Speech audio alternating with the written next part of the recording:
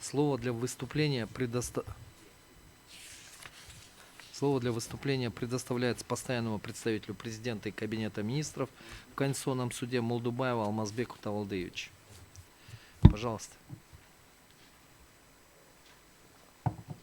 Микрофон включите. Алмаз Тавалдыевич, микрофон.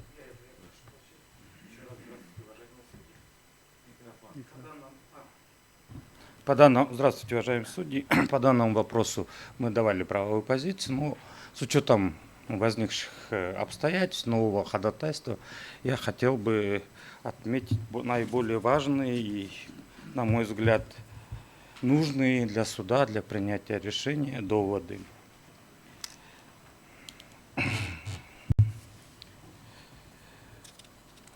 Изучив ходатайство Джаныбекова, Мацакова о проверке соответствия части 2 статьи 307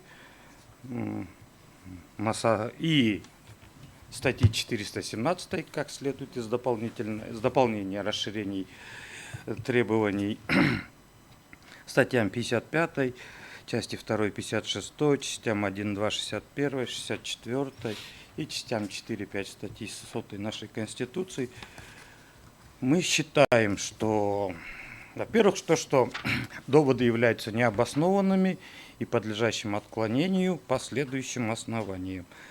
Все наши законы в развитии Конституции принимаются, нормативные акты, посредством которых осуществляется реализация прямого регулирования общественных отношений. Как следует из части 6 нашей Конституции, Конституция обладает высшей силой, прямым действием, все законы принимаются на основании Конституции. Соответственно, если мы перейдем к КУПК, согласно требованиям статьи 292, председательствующий судья руководит судебным заседанием, принимает все предусмотренные Уголовным кодексом меры для обеспечения равноправия, состязательности, ну и нормальных условий для проведения процессов. Председательствующий обеспечивает соблюдение порядка судебного заседания, разъясняет их права, обязанности, порядок осуществления своих прав, реализации прав, обязанностей, распоряжение председательствующего по организации процесса, по поддержанию порядка является обязательным и подлежит исполнению всеми участниками. Согласно статье 305 говорит, что все участники должны подчиняться распоряжениям и соблюдать порядок. И здесь в части 2 оспариваем статьи 307, что судья наделяется правом вынесения частного определения. Я считаю, что частное определение, как я в своем позиции писал, что действительно это реакция. Встает вопрос, частное определение, предвкушая вопросы, частное определение, является ли это судебным актом или это... Что вообще, какой у нас статус носит, да? Мы считаем, что это является судебный акт особого, скажем, статуса, который реагирует только на какие-то действия. Она не влечет каких-либо последствий для участников. Ну, например, идет процесс. Кто-то нарушает, кто-то не подчиняется, кто-то срывает, пытается. Судья обязан реагировать. И государство... уважаемые наши оппоненты сказали, что раньше такого не было, это ввели. Право вынесения частного определения всегда было у судов. В 2019 году, когда кодекс был введен, промежуточный кодекс, который действовал с 1 января 2019 по декабрь 2021 года, в этот период его не было. А в предыдущих редакциях кодекса право вынесения частного определения оно всегда было, и это было как бы наделение судов реагировать на нарушение закона, который в тот момент усматривает. И поэтому мы считаем, что здесь она не должна обжаловаться по причине того, что судья не пришел адвокат или участник процесса, госорган не явился на процесс, он этот процесс срывает.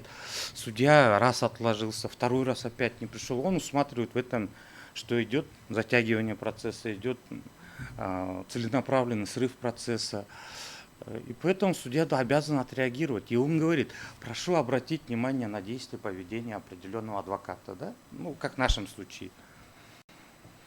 Ну, он обращает только внимание, что 20-го, там, 30-го были сорваны процессы, он не явился, не известил о причинах там, неявки. И потом уже комиссия по этике, получив это определение частное, она реагирует, говорит, уважаемый адвокат Баланчаев, почему не явились? Он говорит, вот я в больнице лежал. Соответственно, я не согласен с позицией представителя Джоуар Кенеша, комиссия по этике, она не отменяет судебный акт. Это недопустимо. То есть он реагирует, говорит, мы рассмотрели ваше частное определение и пишет письмо судье, что уважаемый Баланчаев 2 раза был, потому что он попал в аварию, находился в больнице, и все, суд уведомили, почему он не явился, и, соответственно, сказать, что это является предметом давления или предметом запугивания, я далек от этого. То есть это не отмена судебного акта, это ответ на реакцию суда. Поэтому в этой части я не вижу каких-то явных противоречий. Единственное, Мацаков сказал, в соответствии с частью 2 статьи 56 Конституции в Кыргызской Республике не должны приниматься законы, ухудшающие, умаляющие права граждан. Ну, введение института частного определения, это же не есть умаление прав. Это направлено на урегулирование порядка проведения судебных заседаний. Адвокат пришел, соблюдает этику адвокатскую, заявляет ходатайство, исполняет свои обязанности. Где давление, где на него должно оказываться, да, какой-то прессинг. Ну, в данном случае, жизнь разная, поэтому иногда госорган может не явиться, не уведомили, адвокат опаздывает, иногда 2 процесса.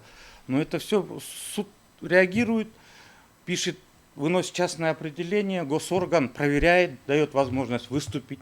Плюс я хотел особо обратить внимание, решение комиссии по этике, она подлежит судебному обжалованию, судебной проверке. Именно уже по фактам.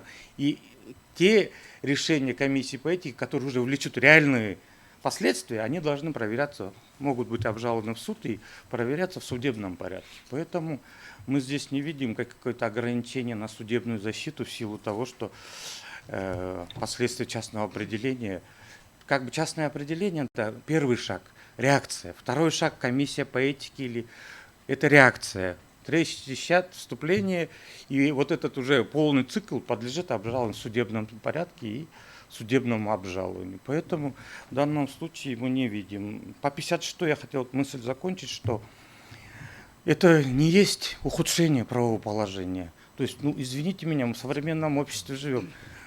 10-20 лет назад не было ответственности за хакерство, там, компьютерные потому что не было этих вопросов. И сейчас мы не можем, чтобы не ухудшить положение наших хакеров, то вводить ответственность за компьютерные преступления. То есть жизнь развивается, и сказать, что наделение правом обращать суда на какие-то нарушения, это он обязан в данный момент реагировать. И то есть его запретить реагировать, то есть тогда и порядка не будет. Вот мы сейчас, уважаемый председатель, ставил вопрос, вообще имеет ли право судья реагировать. Оппоненты соглашаются, говорят, да, но это должно быть в форме представления, письма. Мы сейчас только говорим о каких-то тех формах, то есть это, когда принимают законодательство, они у нас принимались в разное время, разные, но это и есть же обращение, частное обращение. Он же пишет, направить в адвокатуру для рассмотрения вот этих нарушений. Как я уже сказал, комиссия, рассмотрев и видя уважительность его действий, соответственно, реагирует, но не отменяет определение. Что еще хотелось обратить внимание? То, что судебный порядок обжалования я сказал, да. И то, что когда частное определение суда рассматривается, скажем так, комиссией по этике, он присутствует, аргументирует, может привлечь и обжаловать. В принципе, у нас все, и с учетом изложенного мы готовы. Я считаю, что данный судебный акт в виде частного определения, он не должен быть обжалован. То есть не должен быть обжалован, потому что это такая реакция на процесс, который сейчас происходит. Теоретически, если мы наделить, то вышестоящие инстанции, мы пересказываем, что происходило в зале и как они будут это отменять, какими доводами. Хотя Административно-процессуальный кодекс и гражданско-процессуальный кодекс, частное определение в рамках гражданского административного судопроизводства допускают обжалование. У меня все. Если вопросы есть, я готов ответить.